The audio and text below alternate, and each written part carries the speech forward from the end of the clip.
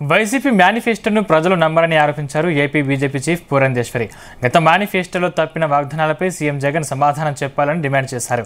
కూటమి మేనిఫెస్టోపై ఇప్పటికే జనసేనతో కలిసి చంద్రబాబు సూపర్ 6 పథకాలు ప్రకటించారని గుర్తు చేశారు. జాతీయ స్థాయిలో బీజేపీ ప్రకటించిన అంశాలను కూడా రాష్ట్ర మేనిఫెస్టోలో పొందుపరుస్తామని తెలిపారు. 9% మేము చేశామని చెప్తున్నారు. కానీ ఇవాళ కనుక మనం చూసినట్లయితే ఇళ్ళు ఏవైతే వాగ్దానం చేశారో పేదలకి, ఇంతకు ముందు నిర్మాణం జరిగినటువంటి 3.5 లక్షల ఇళ్ళు కూడా సరిగ్గా పేదలకు ఇవ్వలేనటువంటి పరిస్థితి ఉంది. ఇది సంపూర్ణంగా కేంద్ర సహకారంతో ఇక్కడ ఇళ్ల నిర్మాణం జరిగింది. కనుక ఆయన చేసింది ఏమిటి? అదేవిధంగా వారు ఏమన్నారు, రైతు భరోసా కింద ఇంతకుముందు మేము 13,500 ప్రతి ఎకరానికి ఇస్తానన్నారు. కానీ ఆయన ఇస్తున్నాడా? లేదు.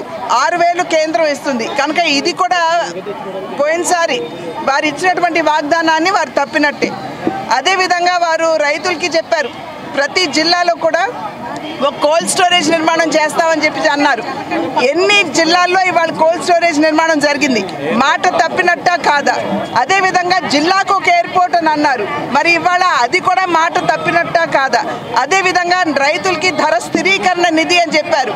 మరి ఇవాళ చూసినట్లయితే ఏ మాత్రం కూడా రైతులకు అక్కడికి రానటువంటి ప్రభుత్వాన్ని మనం చూస్తున్నాం. మొన్న మిచాంగ్ తుఫాన్ వచ్చినా కూడా సరి అయినటువంటి రీతిలో రైతులు